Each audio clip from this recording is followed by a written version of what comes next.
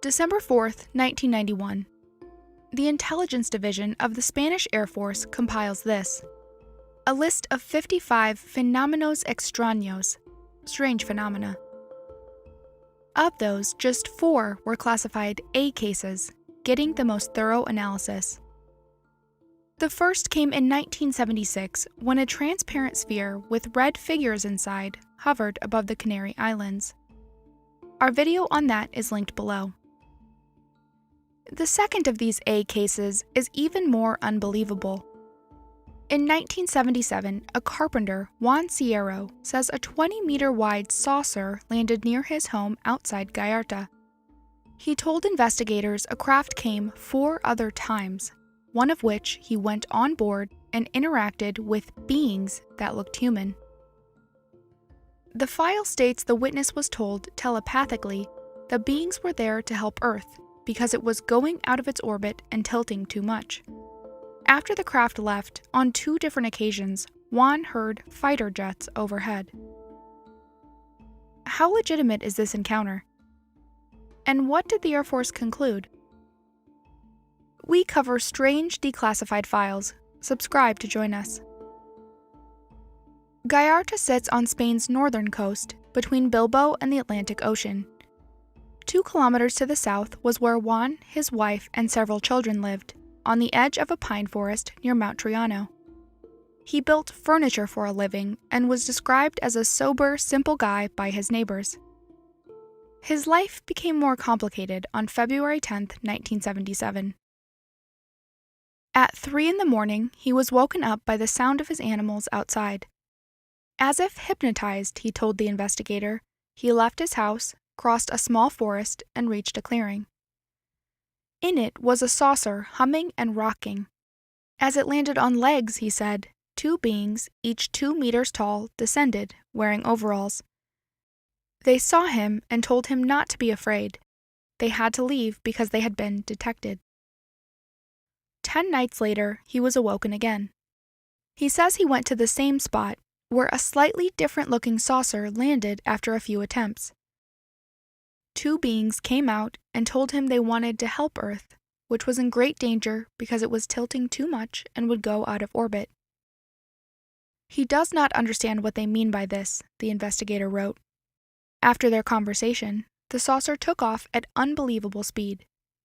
In a dome atop the craft, Juan saw silhouettes like people gesturing exaggeratedly with their arms.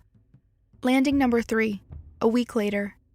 The same disk as number 2 touched down in the early morning and lowered a tank-like object into the ground as if it were taking samples. On the dome was something like an eye, which seemed to be scanning the area with a ray of light. As he hid, Juan says he was unable to move due to a strange force. A sweet smell eventually filled the air, and a thought entered his mind. Come down, closer to the ship. He went to the disk, and a walkway like a telescope extended. Juan entered. Once inside, it was illuminated by its entire surface. The center of the dome featured a circular table with multicolored lights, he claimed. Beings sat around it, encircling a ball of red color that was not lit yet, he said. The walls around them had screens like television.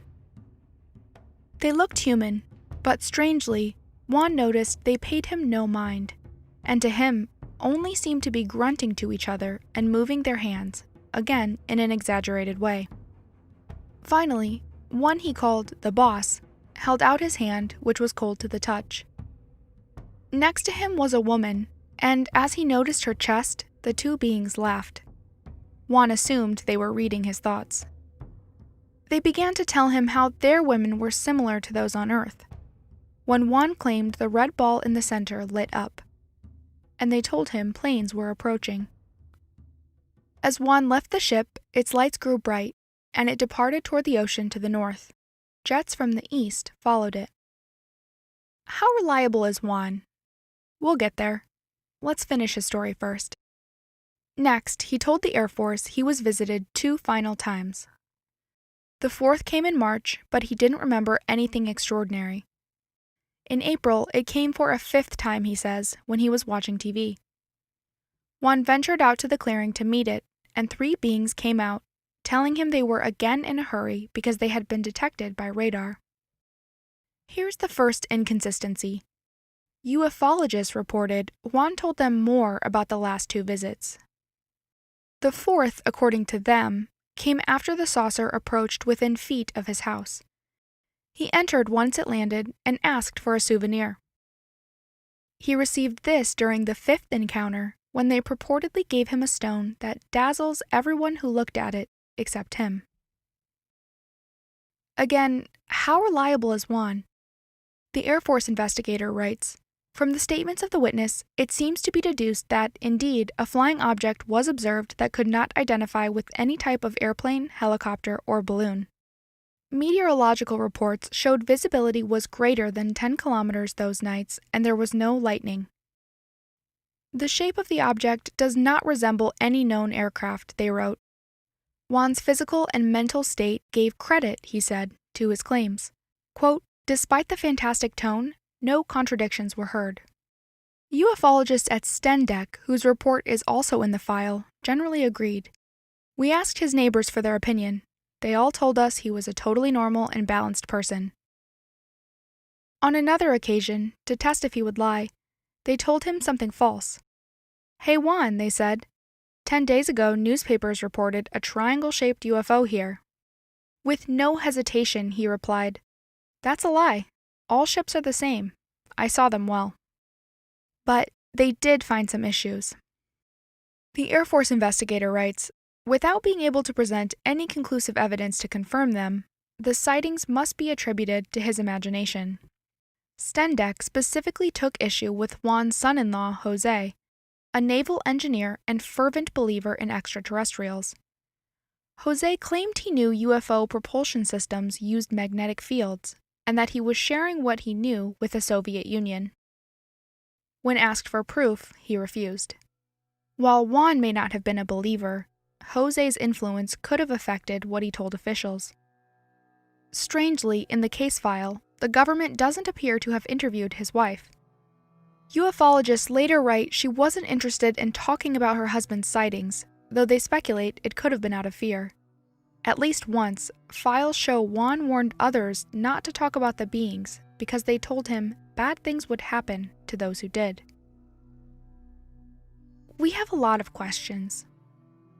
Why didn't the investigator check if jets were scrambled?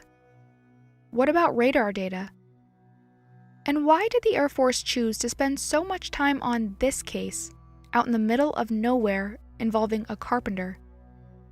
Stendek's conclusions in the government file were also written differently than their own publication. For officials, they seemingly didn't reach a conclusion, only mentioning Jose's troubling influence. In a magazine in 1978, though, their lead investigator concluded Juan never imposed his narrative on us, always limiting himself to answering the questions asked. What about what the beings apparently told him? That Earth was tilting too much. In 1993, French scientists wrote a peer-reviewed paper that suggested without the moon, Earth could leave its stable axial tilt zone of 22 to 24 degrees and tilt up to 85 degrees. If this happens, complex life would likely cease to exist, though it would probably take millions of years. Eventually, hemispheres would have 3 months of total darkness and 3 months of total light. NASA discovered the Earth's axis began moving east in 2000 at 6 inches per year. This, they say, is due to mass redistribution from Greenland ice melt, rising land as glaciers thin, and convection in the mantle. There's no data that suggests axial tilt will ever leave its stable zone, though, and as long as we have the moon, we shouldn't ever reach the doomsday scenario. But one wonders why Juan would add such a benign detail to his story. He told investigators he wasn't even sure what it meant. We have other questions, too. Were the grunts Juan says he heard on board due to him observing telepathy, without being a recipient of it? And what was the red ball in the center of the craft that alerted them to jets? J.J. Benitez, a local journalist, wrote the article that got the Air Force interested in the case. He even gave Juan's address to investigators. When the chief of the 3rd Air Region, Carlos Cavero, died, Benitez published a letter he received from him. Throughout those months, it wrote, "Our radar station Siesta observed 5 unidentified echoes. Some perform maneuvers not possible for aircraft in the area of Gallarta. At least 2 scrambles occurred," he claimed, of F-4 Phantoms to intercept the echoes. Declassified files do not include this information, and we cannot confirm it. But the Air Force seemed to trust Benitez. Copies of 12 different cases, classified at the time, were given to him in 1976 to investigate. There's the more obvious question, too. Might military involvement have been why the Air Force felt compelled to make Juan's encounter one of the only cases that ever received a full investigation? There were other Benitez stories that didn't get resources, such as reports of soldiers shooting a luminous humanoid outside an airbase in '76. Did they believe Juan's story was more legitimate? Of course, the issues remain. Juan's accounts were consistent across all retellings, but we never got strong confirmation from his wife. His son-in-law's interest in UFOs doesn't prove Juan fabricated the story, but it is curious. Jose's mention of USSR interest in Spanish UFO research sounds fantastic, but it's worth wondering if there really were Soviet analysts attempting to gather information about sightings in the 70s.